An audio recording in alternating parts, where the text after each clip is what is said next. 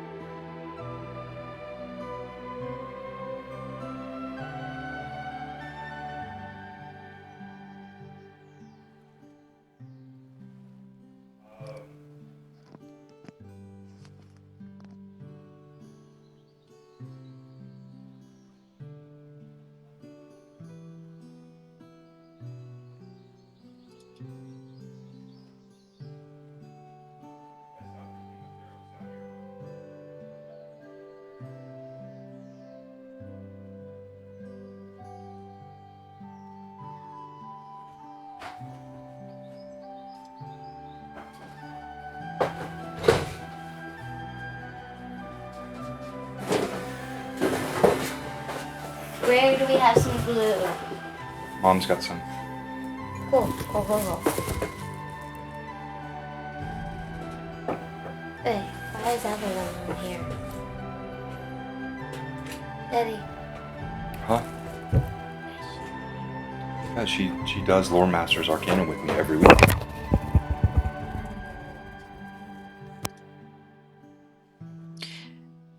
Did you see Josh's message in the Greyhawk chat?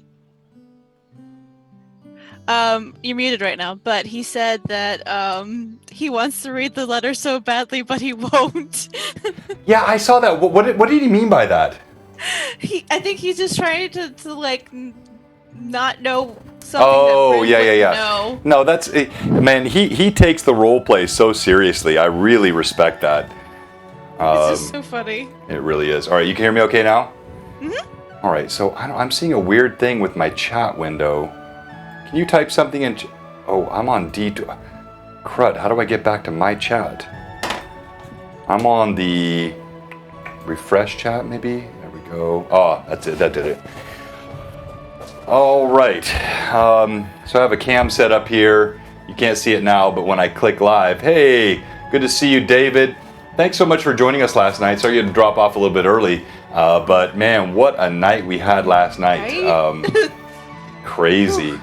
We grew so fast, and we're just really thankful. And I love, like, you can post, as I told you, you can post your blog content anytime you want.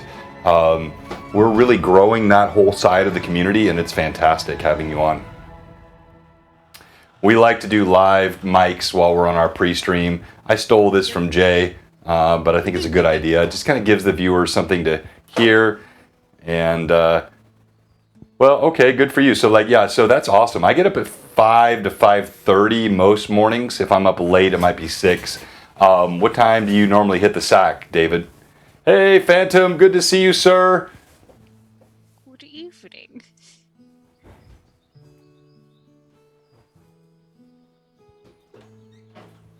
Well, good. Yeah, like I've got all the freezing worked out on our end, but I can't speak to anyone's internet connection on the other side. I find people say like YouTube works for them. Hey, Asher, good to see you, sir.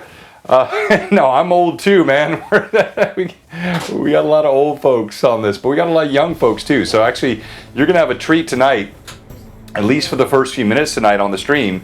You're gonna see not only my amazing wife who plays Cade on our Sunday stream, but also my daughter, who's 9 years old, and they're working on terrain. Oh, well, you can't see her yet. We're not live yet. They can't see you yet. Oh, they'll see you in a second. They're going to be working on some terrain stuff for me, and my daughter's already got an incredible character she's working on for the Riven Realm, which is part of Greyhawk. It's going to be a continent on Greyhawk that's going to appear in 2021. So super fun stuff, and they'll be a great part of it tonight. Hey, Retro Gamer, map updates. No, so I'd say, so Evelyn, we don't have like a creator channel? I mean, I'm fine with, we're small enough We now. have the sponsors and creators channel. It's right below the announcements tab. Indentured servitude, that's exactly right. You can start them, he could start them definitely young. sit there. Well, okay, I'll say this, Retro. No. I'd say, Retro, no, don't do that for now. So, like, I think we can put true sort of finished creations there, but while you're in process and you're working on things, feel free to post in the Blue Box Tavern OOC, because like, we're still small. You know, when we get to several hundred, if we get there, we might have to get a little more strict. But I want everybody to see the stuff you're doing, and so I don't want you to feel like you have to be too restricted in where you put that. All right, let's go ahead and click it over, and we are live. All right, and let me refresh this cam here. Because it was frozen. Oh, frozen's such a strong term. It was just resting. Briefly paused. There we go, briefly pause. All right, so there you have it. And so while we're talking all things combat encounters, balancing combat and philosophy and playstyle, we have a little bit of craftsmanship happening over here. Welcome everyone. Thank you for joining us tonight on Blue Box Loremaster's Arcanum. I'm joined as always by my amazing co-host Evelyn. Thank you for being with us tonight. And oh, hey, good to see you, Steve. Thank you so much for joining us. Grenwolf, hey, thanks for that great cheer last night, all the bits. It's reality adjacent. That's right, exactly. No worries about the caps lock. And yeah, it's a nook. It's our little special place. It's a 12 by 12 room that we have crafted just for all of our D&D gaming and our fun stuff that we do as a family together. And then we share this with the world. And of course, we've got our Greyhawk stream, which is all over the world. People from all parts of the country. So tonight we're talking about balancing encounters, which is a tough topic, and especially as you span different editions. And then we're talking about play styles, combat philosophies. So before I jump into all this, Evelyn, any thoughts you have to get us started? I mean, like you said, it kind of depends on the edition you're looking at, and because crit ratings for various monsters can vary from edition to edition, and depends on your players and what they can do, and there's all sorts of variables that go into this very fluid construction of combat. Yep, exactly right. So with that, when you're dealing with the different editions, I think even the concept of what an encounter is important. So I really want to engage our viewers tonight. I want you to help us as we navigate through this. But you have different types of encounters. So let me bring something up here on the screen. And, you know, I looked through some Dragon Magazine articles. I wasn't really finding anything I was really after. So I went to the World Wide Web, often a source. And I like the path, or the DR PFS 20, whatever it is. It's all open gaming license, so we never get in trouble for anything we show here. Yeah, that's right, David. So in 5e, low-level monsters are tougher than in 1e, but in 1e it's lethal. Mm-hmm. And I like lethality because I use these crit tables, very similar to Jay's custom crit tables. These are the MERP crit tables. Monsters, they can die in one shot, which to me feels real. So we're going to talk about that tonight. We're going to talk about initiative systems, but also balancing encounters. So, exactly right, Leo Grindelwolf. So let's look at this first part. Why don't you go ahead and read that? They get tired of my voice sometimes, Evelyn. Go ahead, read that. All right. The heart of any adventure is its encounters. An encounter is any event that puts a specific problem before the PCs that they must solve. Most encounters present combat with monsters or hostile NPCs, but there are many other types. A trapped corridor, a political interaction with a suspicious king, a dangerous passage over a rickety rope bridge, an awkward argument with a friendly NPC who suspects a PC has betrayed him, or anything that adds drama to the game. Brain-teasing puzzles, role-playing challenges, and skill checks are all classic methods for resolving encounters, but the most complex encounters to build are the most common ones. Combat encounters. No, exactly. So thank you. So I think that's the first thing. Encounters are not just combat. Yep. Right? And I think that's so important for any DM. You want to have a variety of encounters. So players like puzzles, they like role play, diplomacy, bluffing, intimidation, traps, underground dungeon crawls, and then suddenly above ground things that they have to observe, and all kinds of variety. The mysterious mage in the back alley who speaks to you, the pompous noble who engages you, all of it. Those are all encounters, and I think the key to good D&D, and exactly. Every time I say something like that, so that's like, yeah, you got to mix it up. That's exactly right, and I think that's like I really struggle with my Loremaster's Arcanum on Wednesday nights because I don't want to pontificate. I'm not trying to suggest that I have the answer. I'm just saying what I have found in sort of my own experiences. You have to have variety, and you don't want to. Like, if you look at our last 3 or 4 Greyhawk Awakening campaign sessions, you had combat very heavy in the previous 2 as you assaulted the moat house, right?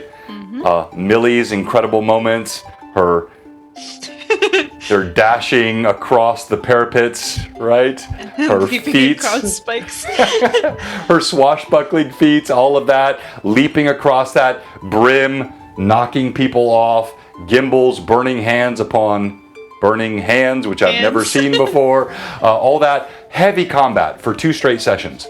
If you look at last night, 0 combat.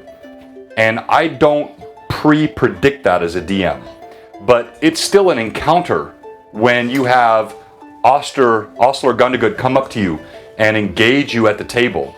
When you have Galen walk in and engage you. All those are still encounters. And so this mix, understanding first of all that it's not all about combat, it's about this mix of encounters. And sometimes, I'll be honest, I do, hey, good to see you, Steve, thanks so much. Last night, it was as intense as any combat. My goodness, it really was.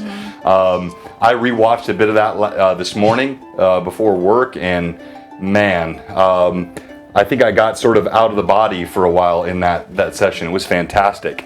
And to be technical, though, there was combat. It was between Brim and trees, but there was combat. It was between Brim and trees and between Millie and Galen. There was a little bit of like its own kind of combat there.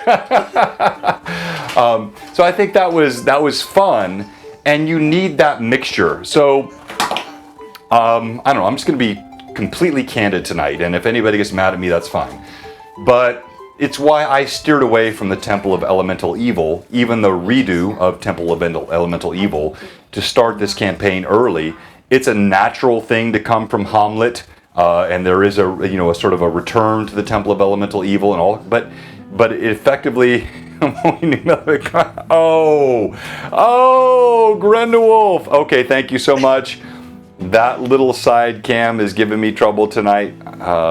You let me know anytime that happens so I can restart that. I might unplug and replug that USB. I'm gonna show you something, watch this. The first time I do this activate, it's not gonna come back on. It does this every time. I might have to kill slobs. I've had all kinds of recommendations. The second time is when it comes back on. Every single time, sorry. So, This time is up. Yeah, exactly. So I think this idea that you keep that balance, role play, encounters, traps, puzzles, combat, exploration, that's step 1, and that's really what they're talking about here. Mm-hmm. Hey Jack Bull, good to see you. No, I love the Temple of Elemental Evil, but as I was saying, the reason I avoided it early is it is a slog that could take you weeks inside that dungeon. And I want to keep more variety. I like it when my players are moving from locale to locale, different environments, different experiences, and I think it really just adds to there is a point for the dungeon slog. If you like playing Doom, you get that, right? You be in there, you're grinding for levels, but that's not what I want a Greyhawk Awakening to be. Just an immediate immersion inside a week and long dungeon was not what I was after. It is tricky for the DM. Hey, Redbeard, good to see you. Oh, Jay, thank you so much. I'm glad you're on for a bit, and we're having a good time tonight. We're not really doing anything super special, just having a fun conversation. So let's move on here. So when you look at DR20, this is open gaming license, right? So it's all 3.5 based, and the reason I lean to this is there's no licensing around it. It's all open licensing, and I love it, because it's where D&D released. It's kind of a midpoint. I do like things in 5e. I love a lot of stuff in 1e, 2e, but you have licensing issues. Where they release this, it's all open gaming license. So I think it's a fun place to start. Hey, Seekzilla, thank you so much for the cheers, sir. And we still recognize you even with your new username. So the first step they recommend here is determining average party level. So now we're going to combat. When you're in combat, figure out your average party level, and they've got a good sort of calculation mechanism here. Whoops, let me scroll down. Sorry, I lost my spot there. Figure out the party level, add up all the different levels, then determine the challenge rating, and then you have encounter tables here. So if you want to make it more difficult or less difficult, let me close these ads. That's what you get with open gaming license, right? You got to pay for it somehow, so it's these ads.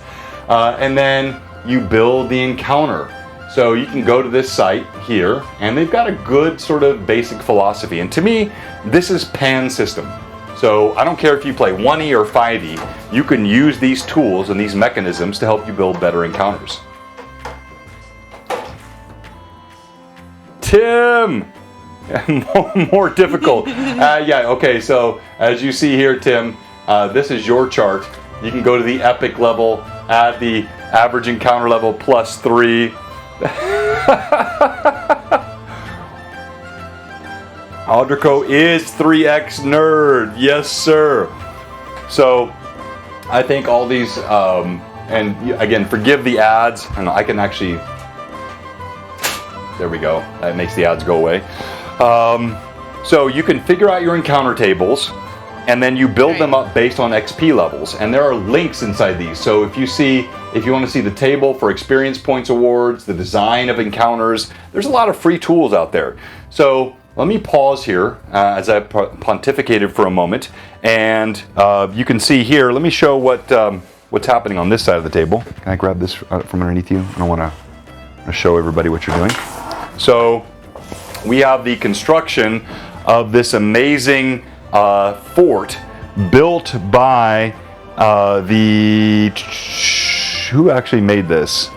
I mean, it's about Lord of the Rings, Middle Earth. It's tough. It's a pretty complicated set of towers and palisades, and that's what's being worked on over here on this side of the table, and we'll see how that all works out. So I want to ask the viewers and Evelyn, what do you guys use for balancing encounters? Because look, no true DM. Thank you, Free Spirit. Hey, congratulations on the win last night as well, my friend. We're going to get that out to you ASAP. I'm talking with Christoph, and all that's going to happen soon. Captain Redbeard is the best. He is a fantastic participant. Redbeard is a huge fan of Captain Cade Cardinal, who plays on our Sunday. We got a Za over there, and he supports all that we do here on Blue Box. Much love for him and all of our fans. So, what are your thoughts, Evelyn, and our viewers, on how you balance encounters?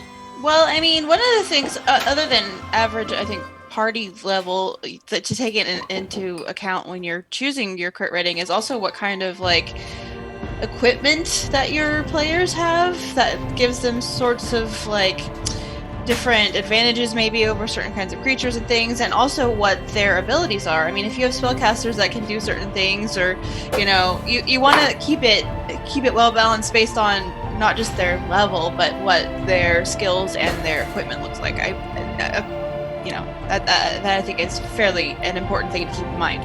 Right, and that takes a lot of so I think that's the important thing. So I'm going to read. So let me read Audrico's, and then I'm going to come back to you. So Audrico said an average encounter APL of +3 encounter isn't too brutal once players know how to tweak their stats, their 3x PCs. I agree with that. So to me, encounter balancing is all about the DM's engagement and knowing his players. Mm-hmm. How high level magic is your campaign?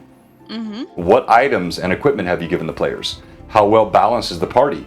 And look, while I think every good DM jokes about killing players, it's kind of fun to do, the reality is none of us want to TPK. That's a very sad ending. And if you've got, as a DM, a story and a narrative that you're building, it's not your goal to kill the entire party. Right. Now, it could happen. But at the same time, you sometimes might want to throw things at them that they are completely unable to destroy at the time, because it's leading to something later on as part of the story building. You throw a challenge rating that's well above what they would be able to kill necessarily right now, to hint at what might be coming later on down the road as part of the future story. So that's the thing. I'm so glad you said that, and please remember that in soon to come Greyhawk Awakening sessions. I'm sure. No, that's very true. So that's one of the things I talked to Terry tonight, and I want to catch up with the chat, but Terry is going to be replacing Steve, who ran Uthar, and that's a sad loss for us here at Blue Box. Steve Uthar was fantastic. but he's got some sort of real life issues that have happened. He can't be on the campaign anymore. We're going to figure out how to move him out in a graceful fashion, but we have a player to replace him. Let's do a quick kind of left turn. Tell everybody about our new player. Yeah, so he is somebody that I have known for a very long time, since 2006. And he actually was my college professor for one class that I had. But he is the reason I got into props way back when. He's also been my guild leader in World of Warcraft for a very long time. And he has kind of, in between the times that I have been playing D&D, he has helped me kind of keep my roleplay skills honed, and he's a very big role player. He's been into D&D for a long time, and I think he's super excited to do this. So yeah. No, exactly, and he's a theater guy. He's a tech geek. He is a D&D player. He's a voice actor. I think he's going to be a great addition to our Tuesday night campaigns. Now, coming back here, yeah, Tim, I agree. Player experience and their combat multipliers, like magic items and stuff, that's all got to be done. And by the way, I'm seeing some Zoom freezing that has nothing to do with us or Twitch or anything else. Zoom kind of gets funny every once in a while, and I think I'm seeing a bit of that. So if you're seeing that, don't blame Blue Box. Blame our friends at Zoom. Then we got Lord Forth. Well, yeah, the players can get themselves killed. That's exactly right. So if the players make irrational decisions, and that to me is always the essence. Jumping into the mouths of creatures, for example. Oh, that did happen, didn't it? Yeah. Yeah, so if a player does something that just they really shouldn't do, yeah, and actually I'm seeing the evidence of this. So while I'm watching the occasional Zoom hiccups, there is no pause in this cam over here. I'm deep in thought. It's just synchronized with the Zoom hiccups. That's right, that's right. So just bear with us and listen to the fantastic audio, the resonant voices, all of that. MTMJ, yeah, I do throw them under the bus, only occasionally because I use them all the time. So I give them plenty of shout outs. But when they're struggling, I'm going to mention it because I got a huge bandwidth here, no issues on that side.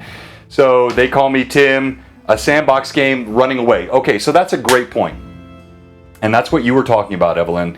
You know, that parties need to understand that not every encounter needs to be resolved with face-to-face combat. There are going to be times the DM's going to give you clues, and you might just need to pack up and run, or sort of. An example of that would be when in the Lord of the Rings game, back before we were streaming it, we encountered the Vescivore. Great point. Yes. Yes, and we lost Bob the Raven to getting eaten by the Vescivore, and we were definitely not ready to. And you guys were what? I think 3rd level at that point.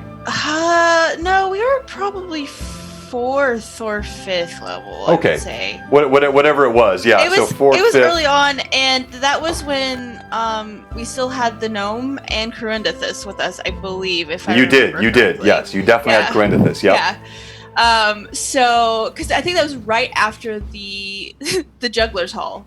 It was on our way to but yeah, so we had come across this because the gnome, whose name I cannot remember anymore, because he was with us so briefly, but we were following the strange footprints, and we came to the clearing where the Vescivore was.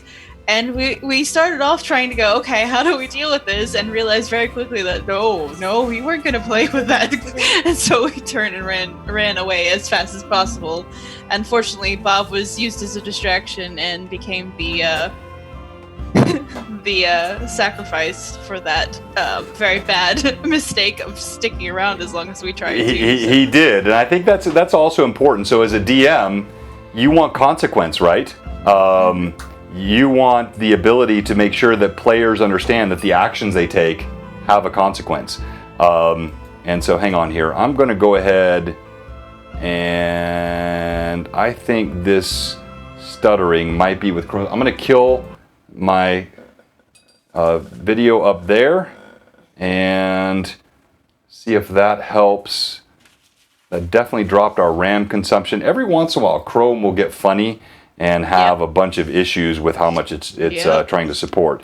So I have to close it every time we stream. Like, I get the stream up and then I have to close Chrome because otherwise nothing's happening. Well, and I don't know. Maybe I should stop using Chrome. I'm gonna throw everybody under the bus except us, right? So, so I think that's a really, really good concept. Is the balancing of encounters, and then also the knowledge that look, players sometimes must recognize they're going to have to run away. So MTMJ Moondog says, I have been messing. Love it. It just uses a lot of RAM. What's that? MTMJ Moondog said he loves Chrome. And I was like, we love it. It just uses a lot of RAM. Yeah, that's right. And Kigia, yeah, poor Bob. Bob, he bit the dust. He was a great familiar, but he was sent off after a Vescivore. And as a DM, I have to make a consequence happen with that. So it was not the best day in the world for Bob. And by the way, I got to apologize to Zoom. It was not Zoom. It was Chrome. It was absolutely consuming all of our RAM. I don't know why. It just gets so wonky with that sometimes. But it worked out pretty well for him. Eventually, he got something else. He got Rock, the White Hawk, or the White Falcon. Exactly. So I think all in all, as a DM, there's a time to punish your players. And there's a time Rip Tyrnal. That's exactly right. And we have this coming along. That's looking pretty good over there. No, it's not. I don't recommend this. You don't recommend this? All right. So sorry, whoever made that. Let me move this box out of the way so I don't get sued. Nasty chromes. That's exactly right, Grendewolf. Tactical withdrawal. Run your music on a different site. I will. So I'm actually going to open up something else, which will be I'm going to open up our fantastic Sirenscape music, and we'll get that running. So encounters. How many of you run group initiative? And I've talked about this before, but I want to dive into this a second for tonight as well. How many of you are in group initiative, sort of the D6 old school group, or individual initiative, or as I've run, groups of monsters versus players initiative? How do you guys run your initiative systems when you run your combat encounters? West River Rat! The time to punish your players is now. That's right, David. Individual. You run individual initiative. All right, so individual characters and monsters. Okay, that's what I did too. So for a long time, I ran it because you've got feats, right? You've got things that are built into the campaign that are intended to reward players that build out their initiative skills, their balances, and so that is, I think, a real reason many of us do that. But what I battle in that is keeping immersion. And so let me come back to the very beginning, and I'll give you, every once in a while I have to get on my soapbox. It's my chair. I can do that. It's my camera. I can do that. So my soapbox is, combat is about three things. You can tell I'm making this up. Fun, immersion, and challenge. The players must have fun. If the combat is dry and stale, if it's, roll d20. Oh, you hit. Oh, you did 4 points of damage. Okay, now you roll. Oh, you miss. You did not. That to me is not fun. That goes right to immersion. I want players to feel like they're in a battle. So, again, I'm not saying my way is the right way. I'm just telling you why I do my way the way I do it. I try to describe the combat, the swing of the sword, the grunt of the enemy, the blood that splatters against the wall, the kneecap that's shorn in twain and thrust against the floor. This sense that you're actually... Oh, sorry, what are you showing me here? Oh! Did you just paint that?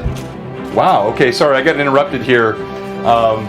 This is my 9-year-old daughter already painting minis, and she's off to a great start. If you're viewing right now, let's give Avonlea a hand, all of our viewers. Anyway, so I could feel you. I felt that applause through the screen. But you want the players to feel fun, immersion, and then they must be challenged. Now, I want to talk about challenge last, and while I'm reading and catching up with the chat, Evelyn, what are your thoughts? I was just following kind of what people were talking about in chat, and someone was asking about how initiative was working, and I was saying that in 5e you actually only roll initiative at the very beginning, and it stays the same way for the full combat, which is a little strange to me, honestly. I've never done it that way. But I personally have been really enjoying the group initiative and having it kind of go round robin the way we've been doing it, just everybody getting a chance to roll initiative. I think it keeps it a little more exciting too and dynamic to have, the who goes first, change every round, because in that moment that could change everything, and it's really exciting when you're like on a thread to survival and the PCs win initiative and they get to finish that combat and finish off those monsters before they get you first. So yeah, I think that's so much better as far as like the way it works from my perspective, at least. No, I think, yeah, and so that's why I do it. But I love and I honor all other systems. So MTMJ, I get it. And look, I played the one bit of 5e I played was with Rory of 2DMs, and I'd never seen this before. He actually had us roll initiative, and we made, I think, 3 or 4 rolls before the game even started. And then we would tell him which role we wanted to use for the final encounter. And that's a very one-shot philosophy, so I'm sure that doesn't happen everywhere. But I've seen all kinds of different systems, and I've used all kinds of different systems. The only thing that I would say in favor, so Snafu says it can be better if the cleric goes last. No, that's right, it absolutely can't be better if the cleric goes last.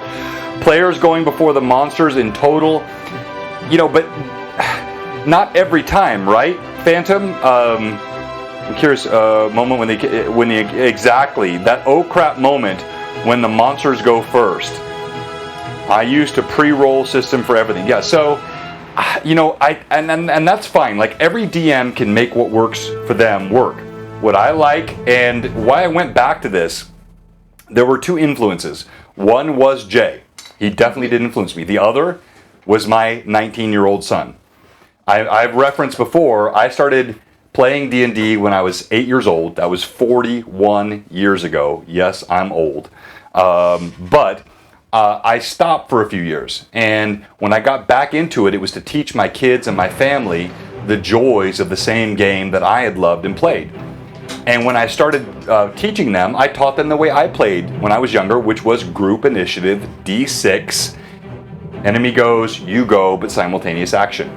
Then as I got more sophisticated, I started buying the materials and reintroducing all the newer stuff to them on 3.5 side, Pathfinder and 3.5. I went to individual initiative. And it makes sense because individual initiative gives, as I said, that ability for each player to have their own sort of benefit based on their dexterity and the skills that they've chosen, their feats. But what it creates is, to me, a bog down in the immersion. So you have this, okay, you roll, and you roll, and you roll, and you roll, and then let the DM write that down. And then, hey, thank you so much for the follow, Legion33. And then, the DM, he's got to roll. And then I did initially roll by every monster. That was horrible. So I switched to what most people do, which is groups of monsters. So if there are 4 hobgoblins and 3 bugbears, I roll once for the hobgoblins, once for the bugbears. But what that lost was this sense of true immersion and also the risk of what happens when the entire party is hanging by a thread and the DM says, initiative, DM has a 3. Now you roll, and if you lose, the entire party could be at risk. It's it's not necessarily the most realistic, but to me it's the most immersive element of initiative. And I don't want to spend too much time on that because I've talked about it before, but I want to read the chat and I'll let you react again, Evelyn. Sorry, I've like been trying to follow everything, but yeah, I mean, like I said, I think that for me, like just being able to have that more like it just feels like a bit better victory when you know you win initiative when you're seconds from death, to David's comment about the clerics necessarily wanting to go last, that's not always true. As a cleric, and I play one in our 4th Age campaign, but sometimes I really need to get to our tank early on in combat. Like I really want to get to them right then and there.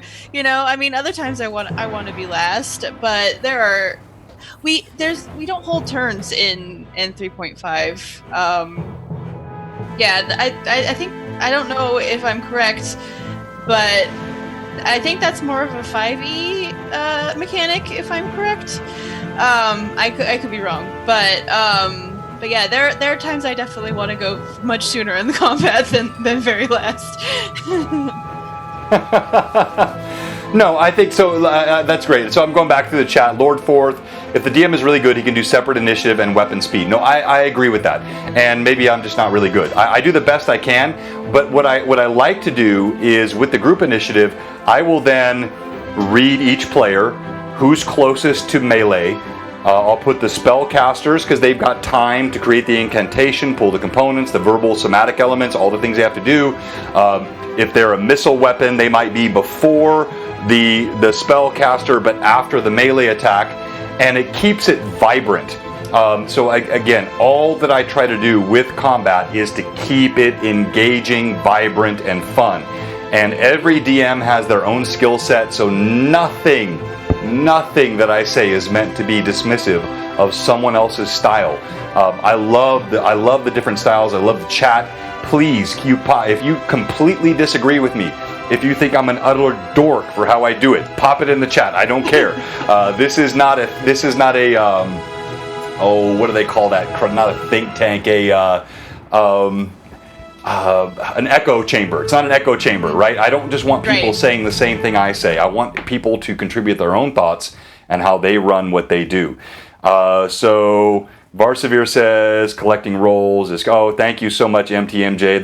Like you said some really nice things, and especially coming from you who have done this for so long, that means a very, very lot to me, sir. And I think I would say too. I think the way you, as a DM, like you speaking the general you roll initiative kind of depends on the size of your player group too. I think the larger the group, the more beneficial I would say it would be to do group initiative, just because the larger group you have, the harder it is to kind of keep track of all of the individual initiative rolls. So, you know, that's something I think is something to keep in mind as DM2 and based on the size of your group, you know, because with a smaller group, it's easier to keep track of those individual initiative rolls. So it just kind of depends. No, that's exactly right. And I love Steve's comment. Steve said he disagrees with everything I said for the sake and purpose of disagreeing. That's fantastic. You know, sometimes you just got to disagree. You got to. Like, they call me on it, right? Did I really mean what I said? So let me pull up here. Hold on. I think I have something else under this that is giving an ad. Where is it at? Oh, I've got one of our streams running. Look at that. Hey, if you haven't checked us out, if you haven't followed us yet, what are you doing? Give us a follow. That's the awesome Greyhawk Awakening group, and they were talking to us in the background. All right, as you're watching this completely hacked up effort by me tonight, this is a cool thing too. So the ads pop up here a lot, as the others. Oh, you need me to close this for you or shake it? Beyond has been a very good tool for helping with a lot of things. Do you want me to close it or? No, it's not good. You need another green. Okay. That one won't work. All right. Well, look over there. You can pick another green from those paints behind you. So this is pretty cool because it's a calculator. And again, this is based on 3.5, but it can be adapted for any version. And you can pull up each of the monsters, what their CR or challenge rating is, and then you add your party, all the same stuff we saw earlier. and then you can pop in the party level, the encounter level, the difficulty. So if you haven't seen this before, let me highlight it. It's the DR20 D20R. I always get the SRD. I always get that wrong. The DR20 SRD.org encounter calculator. And you can build encounters in here, pop in all your CR challenge ratings for your monsters, your party levels. But again, I'll say there is no substitute for the DM knowing what he has done with his players, what he has given them, how quickly. So like on 3.5, you have 3 different level charts. Mm-hmm. Leprechaun Green. West River Rat said, I don't usually roll for initiative on the first random encounter. I prefer to let the interaction. Okay, no, that's actually good. So a lot of times you have surprise, right? Surprise was an element in the old school game, and I use that too. So if there was no expectation of combat and one party surprises the other, then you don't need to roll for initiative. You let that group go first. Then Lord Ford said, someone with a loaded crossbow as to point and shoot should be able to get off a shot before someone who could close. No, that's exactly right. And that's why the DM has discretion, Lord Ford. It's not about how you roll your... If my rogue is waiting with a crossbow loaded, ready to bear, then they're going to fire off immediately early in the initiative once that initiative is resolved. If it's round 2 and they're ratcheting it back up and reloading that crossbow, then they're not going to go first. So that's a great opportunity for DM discretion. I don't think any one rule set should be deciding how initiative gets resolved every time. A DM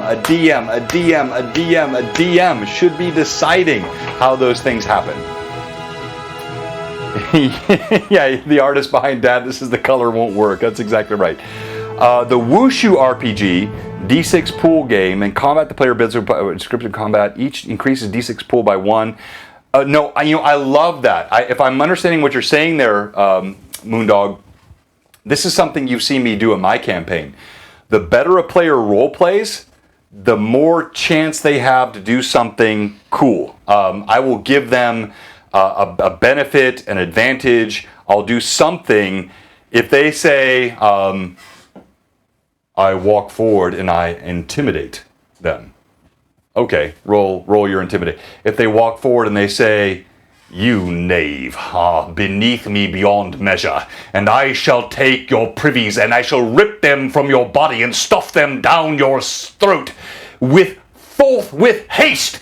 And I shall then hunt down every member of your family, and I shall render them all sterile with my cleaving hands. Okay, now you have some sort of benefit for what you've done. The same thing in combat. So give... Sorry, was that over the top? I don't know, That's really why you roll your intimidation check, right? now you roll today, right? So, so hey, Zarathanan, good to see you, sir. So, the more a player does, the more they contribute to the role play, the more combat advantage. That could be initiative, that could be some other benefit. I'm going to give that to him. Thank you, Walter Hosking, for the follow. We appreciate it. I don't know, we're getting so close to 500 now. We're going to hit that probably next week, which is just amazing.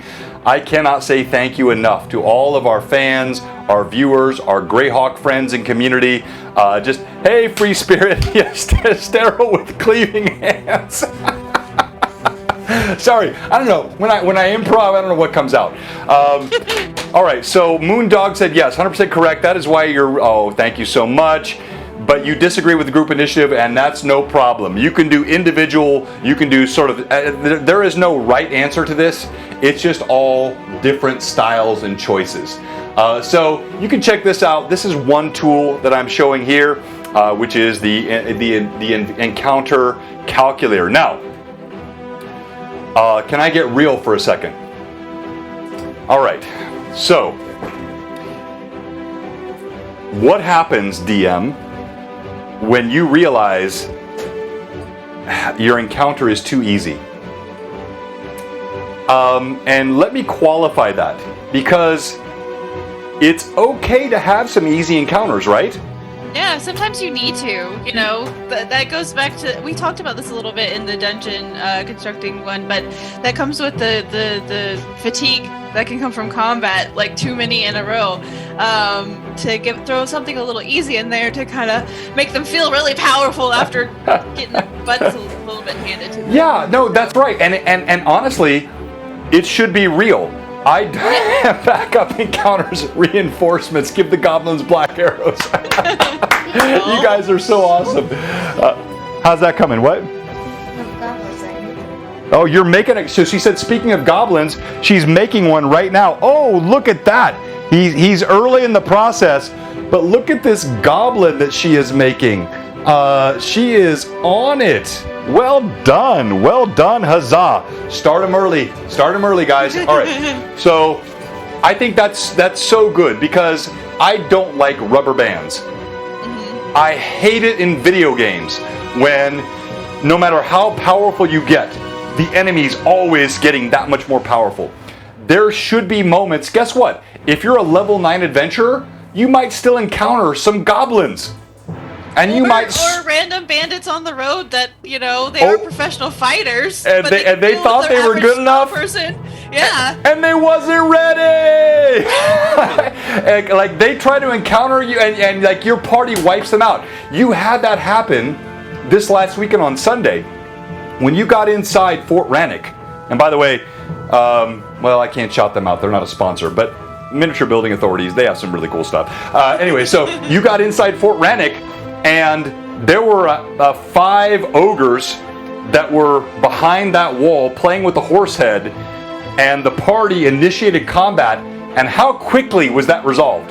Well, I mean, you have to take in the Ixon factor and his flasks of fire. But that helped. That helped. But I think the point was the same. Like the party was just, you guys are high enough level in that campaign that those 5 ogres were not ready. And you overwhelmed them in, I think, 3 rounds. The combat was over. Yeah. And that's, baddies do have bad days too, Lord Grindelwolf. That's exactly right. Toasty ogres. Yeah, we did have some toasty ogres. So that's the whole idea, is that some combats, if a DM is always making every combat life or death, well, come on. Like, what does that mean? Like, are these not heroes? Are they not growing in power? So there should be some combats. Again, this is just Blue Box 101. If you have a different philosophy, I'm not throwing shade. But you should have some combats that go a little more quickly and feel like it gives the party a sense of, oh yeah, we're strong, we're getting better. And heroes. Then, that's right. You're supposed to feel like heroes. You're a hero. Point of playing D&D. But then, as the ever mysterious Tim said in our Discord chat, he said, "Oh, they're relaxing. Great time to ambush them." So right when the party feels like they've got it under control, that's a great time. Let me throw some disturbing music up here. Maybe we should make this more grave. That's a great time to hit them with something that's stronger than they expect. So again, I don't want to be artificial, but I do think there's a good time. I forget who said it. Someone said earlier, reinforcements. Give the goblins black up arrows, combat, especially 5e, matters of attrition. No, that's right. So, okay, we have just a few minutes. We're going to raid Lord Gasumba. Don't leave us early to jump on Jay's channel. You don't need to do that because we're going to raid Jay here in just a few minutes. We're going to bring everybody over with us. We want to bring everybody with us and just show Jay some real Blue Box love because he's been so good to us. But I think this is really critical.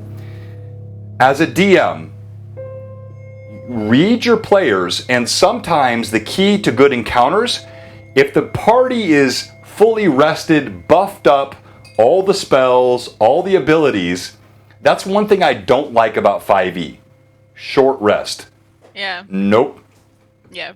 That's where 5e to me, and again, not trying to offend anyone, this is not an edition war, I like a lot about, I've got 5e books on my shelf right here. Here, I'll pull one down to prove it to you. Just in case people don't think I'm making this stuff up. I've got I've got a couple of them here, but here's a 5e monster manual. I love a lot of 5e stuff. But when it comes to things like short rest and some of the other things I think are nerfing in 5e, I despise them because to me it feels like the game is becoming more a CRPG instead of an RPG. There's no such thing as sitting down for a couple hours and you get hit points back and you get a bit. Well, no, I don't have a hit point bar on a computer role-playing game. That's not what D&D is about. All right, I'm going to I'm going to jump on my soapbox for a second to read the chat. Evelyn, why don't you respond? But yeah, I mean, like, as far as that goes, you know, if you're fighting a bunch of goblins and they go down really fast and you want to keep that battle going, maybe there's an orc with them or some other beast that has, you know, comes to join and finds all of the goblins slain and has decided to avenge their you know, comrades. It's totally a plausible thing that would make sense, and especially, you know, a lot of these areas that you deal with, it's not as nonsensical to, you know, throw in maybe another thing if it goes down too fast. No, that's right. That's exactly right. So I did throw these up real quickly here before we wrap up tonight. 2 minis painted. We got a goblin and a pirate painted by my 9-year-old daughter. 2 minis done in just a few minutes. Again, huzzah, well done. Avonlea, say hi to everybody. Hi. Hang on, get closer. Let me give you the mic here for a second. Say hi to everybody. Hi. Can you tell them about your character that you're making? Her name is Em. And could you, and I won't put you on the spot. If you don't want to do it, you don't have to. But can you do, like, maybe just say, my name is Em and I have an owl, and do it in her voice? 1 second. Go ahead, take your time. Hello, my name is Em and I have a pet owl. Oh, she crushed it. Well done, well done, well done. Be still my heart. Train him early. Yes, Walter Hosking, exactly. No, I think that's, so when you come to balancing encounters, just in summary, we're getting ready to raid Jay here in a second. Know your players. Know what you've given them as a DM. Understand their circumstance and situation. Are they fully rested? They can probably handle a much tougher encounter. One of my favorite things to do with my higher level parties, like I have one campaign I'm running. I don't really stream it. It's a family campaign. I think I might have streamed 1 episode.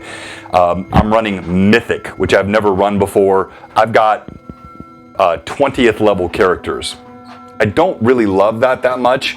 I like first and second level characters better than 20th level characters, but I'm running that campaign, and one of the things I've learned and I've really implemented is the sequential encounters, which don't give them the opportunity for that long rest, and so they slowly deplete their abilities, their hit points. So I'm not going to hit them with one big baddie that's going to wipe them all out. But that slow attrition that gives them this growing sense of desperation and holy crud, and we're getting weaker and weaker, and we don't have those. Oh, it happened with Gimbal. Mm-hmm. Right? Gimbal, in our last episode, when we were in the moat house, he actually texted me. Yeah, exactly. Thank you, Phantom. Owls are great, Giga. Gimbal had cast all his spells. And so, as he did that, he was then unable to do anything else for the party. And so, as the combat went on, Gimbal, who early on had been very potent, you know, his ghost sounds, his burning hands, his chains, all the stuff he was doing. Color spray. Right, exactly. Then as he got to the end of the campaign, or the end of the session rather, he was depleted, and then a very low CR rating encounter can be quite deadly. So, I think my final word on this, and I want to read the chat. I want to get all the chat comments, and we're going to get ready to raid Jay here in a moment. You know, the great DM balances all of that and understands where the players are at and gives them opportunities where they have those great moments. They feel like heroes.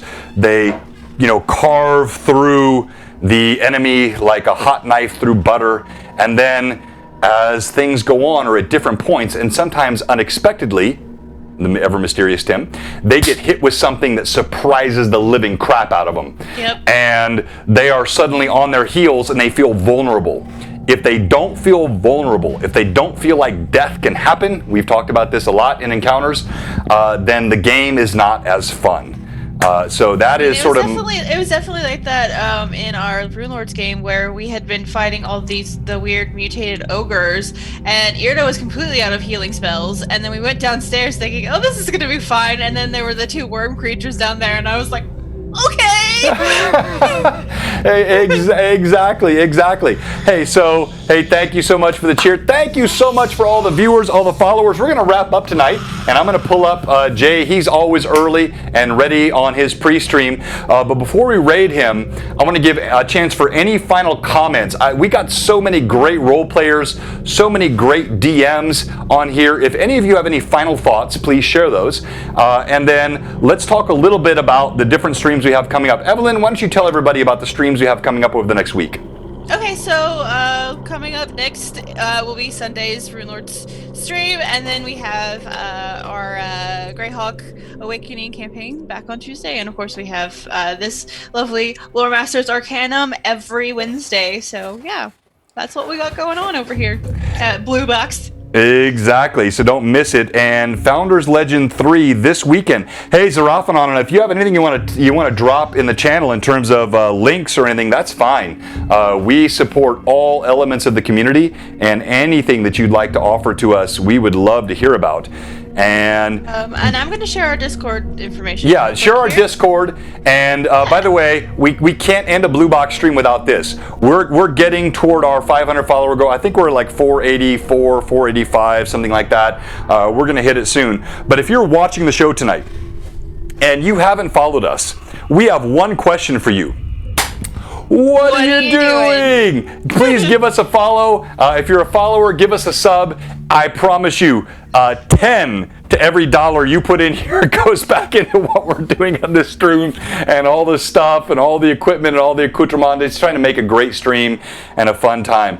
I want to again express thanks to our sponsors, Dragon Crafting Guild, Frederica Draws. I've been talking to her all day today. We're going to have an incredible new drawing that's going to be premiered next Tuesday from our giveaway winner last week. Oh my gosh, she's incredible. You're going to love what she's done.